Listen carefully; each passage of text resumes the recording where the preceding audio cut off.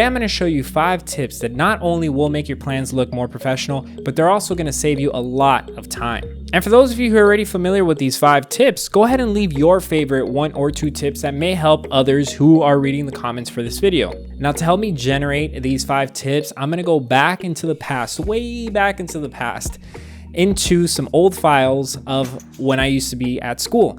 And I'm gonna select a project and basically break it down, showing you what I did wrong and what you guys hopefully are not doing wrong, and if you are, what you guys should be doing instead. Now, I'm gonna try not to be too hard on myself because to be honest, I had no idea what I was doing back then. Now, while you're watching this video, if at all you feel a little bit overwhelmed, then don't stress it at all. Make sure you bookmark this video and watch it again at a later time, because maybe it's just too soon for you to be learning about this. Maybe you just started architecture, but if you already have some experience in architecture and you still feel like you're having a hard time, then go ahead to my description where you're gonna find the link to our Discord community. This is a virtual studio that I call Studio PHA or Studio PHA, and for those of you who've been here for a long time, you know exactly what that stands for. I'll give you a little hint down here, or you can reach me on Instagram. Either of those 2 methods work great, but Discord is going to give you the ability to chat with hundreds of other people. Now let's stop wasting time and let's get right into the 5 tips. Now here I am on Revit. This is the program that I used to make this project. We were kind of forced in school to use Revit to design this project. And right off the bat, you're probably really confused as to what you're looking at. This is a floor plan. To be exact, this is the 2nd level floor plan. And it's gonna bring me right into my first tip for you guys, which is to use callouts. So what a callout is where you essentially take an overall plan, as you see here, overall, because it's the overall plan of the building, and you make an enlarged portion of it, meaning you grab a piece of it and you make it larger, you bring it up to a larger scale. And you can see that I had the right idea here where I did make a call out, and this is the tag for the call out, and it's telling us that it's going to be drawing number 1 on sheet A502. So let's go over there. And when we go to A502, this is 1 equals 10 feet. So it's double the size. So what that does is that it allows me to tag everything on the enlarge rather than on the overall sheet instead. Could you imagine how crazy this would be if I start to tag everything on this sheet? So even though I had the right idea, I did miss one opportunity that I could have taken. In this case, for example, rather than showing every single unit what it's gonna look like and just crowding the heck out of this plan, what I should have done was make every space here blank, or not what I should have, what I could have done is I could have made every space empty, and I could have put a note that says, for typical unit layout, refer to sheet so-and-so. And what that would have done is that it would have made the project look extremely clean, and it would have given me more space to add other tags that could have been used for the project. Now, the great thing about using callouts is that you end up having all your notes here on this enlarged plan. And what the great thing about that is that if all this changes, all this information changes, let's say as in architecture it usually does, let's say this room layout change, rather than going back to this sheet and changing the notes for every single room, I just have to go to this one sheet and just change the notes once. So you guys always want to be thinking of how you can work so that if there are changes, which there 99% of the time will be, you want to make sure that you anticipate these changes so that you don't have to spend all this time making those changes. So it's all about strategizing how you're going to work, and callouts is a great way to do just that. All right, so now we're here at the ground level of my project to go over our 2nd tip. And the 2nd tip is to make sure you are using the right annotations for things, or using annotations at all. So right off the bat, you can see that I have no labels for my room. Well, I do have these labels, which are okay, they're not great, but at least I'm tagging the spaces and I'm showing you the room number and the square footage. And you'll see that for some reason I'm on the ground level and my room numbers are 88 and 91 and 90, and I don't understand why I did that, but you want to make sure that you're labeling things properly. Hopefully you're starting with the number 1, not the number 90 like I am here. So make sure you go, and any time that you have a storefront, a curtain wall, a door, a window, those need to have tags. And since I'm on Revit, I can just tag one to show you as an example. On AutoCAD, you would add a tag to the doors in front of it like so. And the way that the tag looks, really, I've seen them done differently depending on the firm. But all you're doing is you're simply having some sort of number or lettering system that you could then put on a schedule. And I don't want to get too into this in this video, but what a schedule basically is, it's a spreadsheet, kind of like an Excel spreadsheet, where you would have every single number, and then next to those numbers you'd have some information of the doors. So that's exactly why you're tagging these doors, because you want all this information to later be transferred over to a spreadsheet, and on that spreadsheet you would show the width, the length, in some cases for windows, for example, you would show the sill height. You would have a little comment section where you could write comments on this, just so that you're not putting all that information in plans. It's as simple as referring to a spreadsheet that's on another sheet. And also dimensions. Dimensions are so important. I didn't even include any single dimension on the sheet. Well, for some reason I put this arbitrary dimension, I guess because I looked at it and I felt like it was it felt like a tight space, so I just wanted to make sure it was accessible, and I left that there. But there's nothing else. These corridors have no dimensions. There's just nothing. So you guys want to make sure you include dimensions on at least the overall size of the building. You want to do things like corridors show this dimension, the sizes of walls and whatnot, and it just to make you feel better, because you're probably thinking like, man, that's just gonna crowd my plans so much. Well, the good news is that it's okay to have more than one of the same type of plan. What I mean by that is that it's okay for me to have 2 level 1 floor plans. One could be just your typical floor plan that shows all the labels and everything, and then the second one could be a dimension floor plan where you're only showing dimensions, you're only showing sizes of corridors, you're only showing all that information. But it is, no matter how you do it, it is very important that you have dimensions in your plans. Also, speaking about annotations, you want to make sure that you're labeling things, as I mentioned before. Now, things like trees and stuff like that, you don't have to. That's usually a landscape architect. You want to make sure that you're letting people know what they're looking at, because the thing about floor plans is that in school, you're trying to express your project to someone else in the form of drawings, and you're not always going to be there to explain them. So having as much information as possible that can help whoever's looking at this plans understand what they're looking at is actually going to make your project stronger. And then when you move on to your profession, the professional world, you are going to be drawing, and contractors and builders are going to be relying on these drawings to build the actual project. So if you're not defining things clearly, they're going to have a lot of questions and things could go really wrong. So you want to get into the habit of finding the best ways to explain yourself. Now, this takes a lot of practice, because you don't want to write a book on the sheet, but you definitely do want to have a good balance between a good design and good labeling. And like I said, that takes practice, and your professors will help you out with that, and time will also help you out with that. But in the meantime, what you could do is try at least tagging some things. All right, so here we are on the 5th level of my project, and this is a good level to explain our next tip, which is to align your text. Now, the text on this project overall is a little on the light side. I didn't do a good job at identifying elements using text to help other people understand my plans. So there should have been way more information in this project, or rather more of the correct information. But definitely my next tip is to align all your text and annotations. If you were to draw plans that are more on the professional looking side, your plans are going to be way busier than they are here, and things start to get really messy and crazy. So you have to try your best to align things. Now, if you see here, all my text is just random. It looks terrible.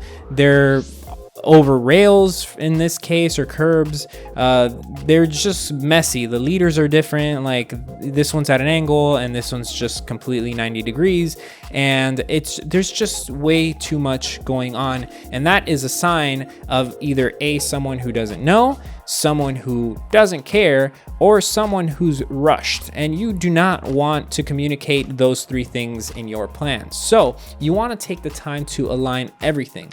What I mean by align is, for example, here I could have taken the opportunity of making these 2 next to each other like that, and I of course, could have done the same thing with this one. I'm going to do something that actually shouldn't do, which is this right here. Now, look how nice that looks. It's all aligned and everything. But you see how far away this leader is? You don't want to do that. You don't want to move things in to places that don't make sense for the sake of aligning text. That is actually worse of a sin. So what I recommend you do is, yes, align when you can, align whenever it's possible, and you could take opportunities to group certain text. So maybe this one here can't be in a group with anything else, or maybe it could be in a group with this one right here, and I'm having a little bit of a technical difficulty, but right here, for example, those two could be aligned, and then these two over here could be aligned, and maybe I could even bring this one here. I don't know, I'm just showing you as an example, but the idea is that you want to make sure that everything is as grouped as possible, and the same thing would go for like sections. Like here, for example, I don't know what I was thinking, and I actually submit this was actually something that I turned in, but you don't want to have things overlapping like this. And when it comes to sections and elevation tags, you want to make sure everything, so at least I align those at the bottom, but you want to make sure that you have anything that's in the project that's an annotation, you want to make sure that it's aligned. Aligning all your annotations is really a small little thing that you can do to your project that will make a big difference. Believe me, people will notice, if at least subconsciously, that your projects are clean looking, and that's going to really help out your projects tremendously. So because now you're going to be adding all this information using annotations and text and whatnot to your projects, they're going to really get heavy. And so instead of adding labels and information like I did in the floor plans, for example, there's another trick that you can do instead of actually writing out the words, because you see, writing out the words in this case is not so bad. But if you have a lot of things that you're tagging and there's way too much information going on, you could switch over to my next tip, which is to use keynotes. And what a keynote is simply, it's a circle. It could be any shape. It could be a hexagon. I've seen triangles. I've seen so many shapes, but let's just say circle. It could be a circle with a number or a letter in it. And then that circle has a leader, one of these arrows connected to it.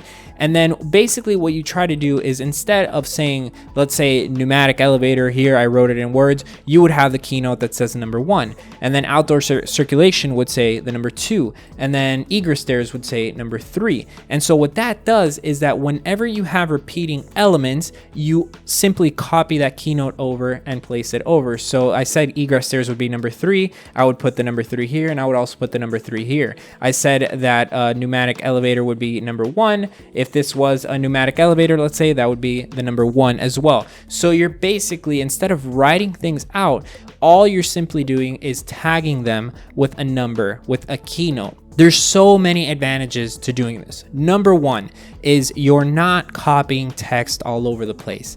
Because you're not copying text all over the place, if there's a mistake in your spelling, you're gonna make that mistake all over the plans if you're copying that text from place to place. So there's more chances of you making a spelling mistake.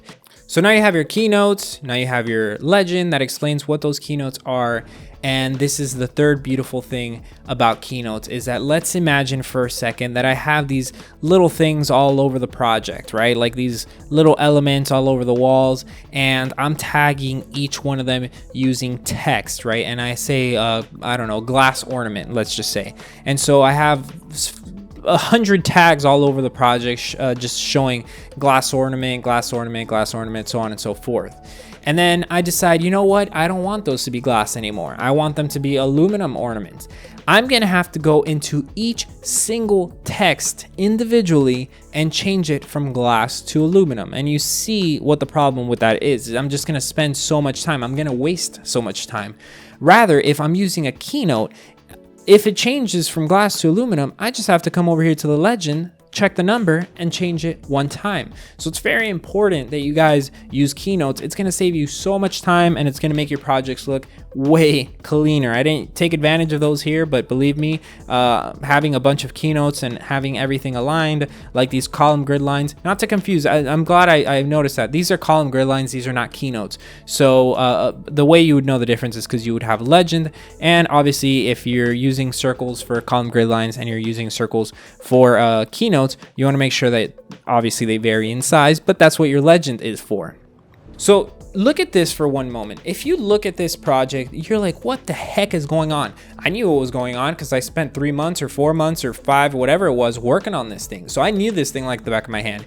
But someone who picks this up has no idea. These lines, obviously, if you've worked on electrical plans before, you would know that these lines represent which lights are connected to which receptacle and whatnot. But anything else makes just zero sense. So you want to make sure, like I've said before, that you're tagging and that you have a legend. If you're doing a reflected ceiling plan, your legend should have lights and any other element that is repetitive in that. If you're working on a life safety plan, you also want to have a legend. You always usually want to have a legend because it helps to show all these typical elements and drawings that are showing up constantly throughout your project. It helps explain to whoever's looking at it what exactly they're looking at. And so if you have any questions about that, I recommend that you reach out to a few of your professors, ask if they could bring a set and look at the plans, look at their legends, look at what they're showing in their legends, and then try to mimic that in your own projects. And I can't stress this enough. You don't want to go crazy with all this information. You don't want to make your plans be like little PDF books. You want them to be drawings, but you want to make sure that you point out anything that won't make sense. All right, my next tip is really going to annoy the older generation of architects, and that is that line weights are not as important as people are telling you. But before you get mad and leave a nasty comment down below, which of course you can feel free to do so, I just want to explain myself with that one. What I mean by that is that when I was in school, every semester, professors put so much importance on line weight. I remember having to redo my plans over and over and over because professors didn't agree with the line weights that I were using. Oh, this should be thicker. Oh, this should be thinner. Oh, blah, blah, blah, blah. All this stuff. And what was happening is that I was spending so much time making my plans beautiful that my design would then suffer. And so what happens is that at the end, come final, all these crits who haven't witnessed the whole time that I've been battling with my professor to fix my line weights think that I'm just a lazy student. So then they criticize my work. They say that they don't understand my design, that my design is lacking, so on and so forth. So I'm not saying that line weights are not important. I'm just saying that first you focus on your design and then you focus on how you present that design. Now, how you present that design is something that obviously you want to have in the back of your mind as you're designing. You don't want to leave anything to the end. You want to have a holistic approach as you're working on your projects, but you don't want to spend the majority of your time working on what the project is going to be presented as when you don't even have a project. So like I said, the older generation is going to have troubles with this, so they might not like the idea that you're not putting any effort into your line weights at the beginning. So try to have a conversation with your professors and let them know, like, hey, I'm just trying to focus on my design first. I've set up my layers properly so that when the time comes, I could spend a few days working on what line weights are going to work how, and what's going to be thicker and what's going to be so on and so forth, because that way they could understand that you're trying to focus on having a complete design. Because at the end of the day, what would you rather have? Would you rather have a project that is complete, that makes sense, that's well researched, but that the line weights are all the same, they're all thin? Or would you rather have a box, an empty box that has no information, the design is boring as heck, but it looks beautiful? I know some of you guys would argue the latter, or could find an argument for the latter, but I would actually prefer having a project that makes more sense and is probably not shown perfectly through the line weights. Now, for those of you guys who are like, what the heck are line weights? I'm so sorry. I should have explained this at the beginning. But what a line weight is, it's just a fancy way of saying line thickness. So the thinner the line weight is, the thinner the line is. The thicker the line weight is, the thicker the line is. And so a lot of times when you're showing your designs, you want to have anything that's closer to you thicker, and anything that's further away thinner. You also, when you have a lot of detailed items, like for example here, all these little tiny lines, you want those lines to show up thinner, because if not, when you look at this, everything just kind of crowds together. So you want to make sure that these lines are thinner.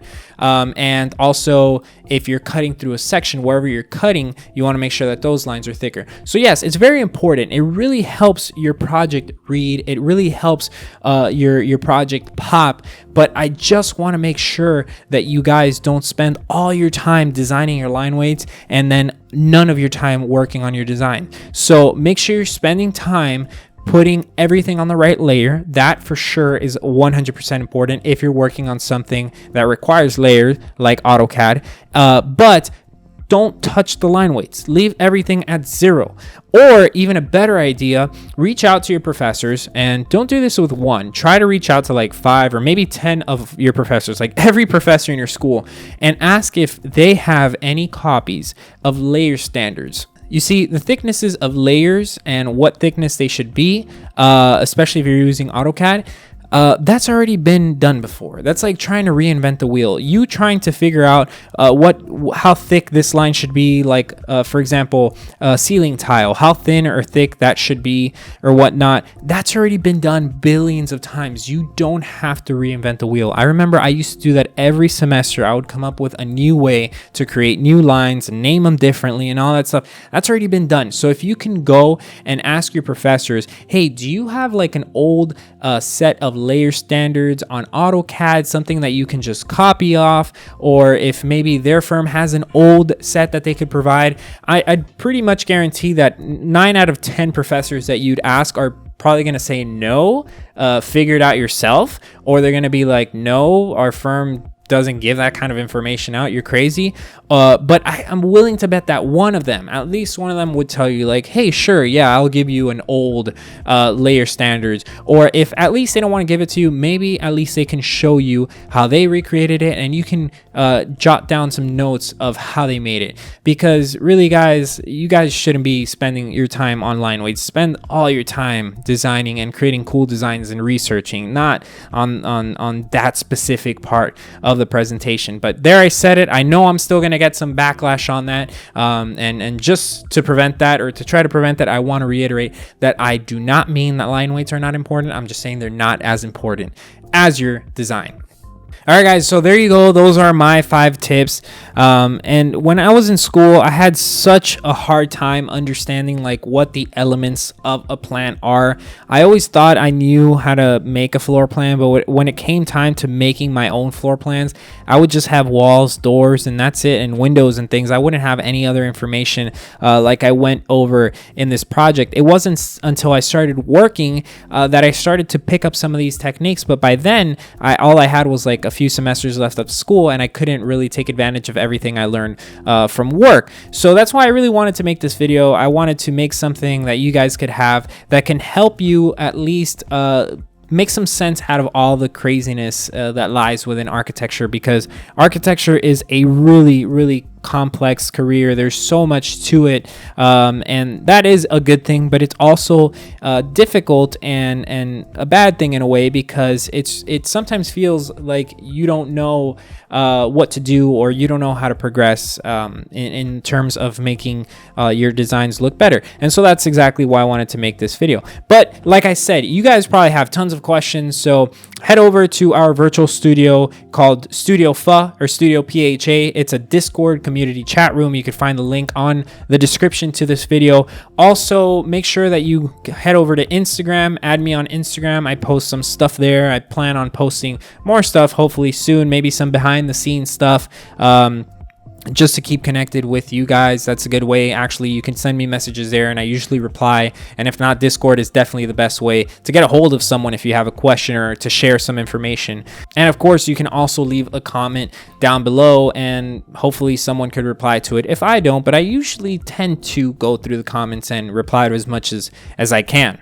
Now, there's so much more that I could have said in this video, but I try to keep my videos as concise as possible, and it's very difficult to do that just because there's so much information. So if you have other questions, like I said, reach out or head over to my YouTube playlists. I have created a few playlists. I have a video before that I made that I created playlists for, and so I still use those playlists and I add videos to them constantly, and you can share videos with me and I'll add them to those playlists. And that's just a good way for you guys to get the answers that you need from me, from other videos that I've made, because every video that I make, I have like a little piece of extra knowledge that I kind of throw in there accidentally or maybe purposely. So at the end, if you've watched everything from my silly videos to my more serious videos, I think you tend to learn something, or at least I hope you learn something every single video. So make sure you check those out. Those are really good resources. But anyway, that's enough talking for today. I hope you guys enjoyed this, and I will see you down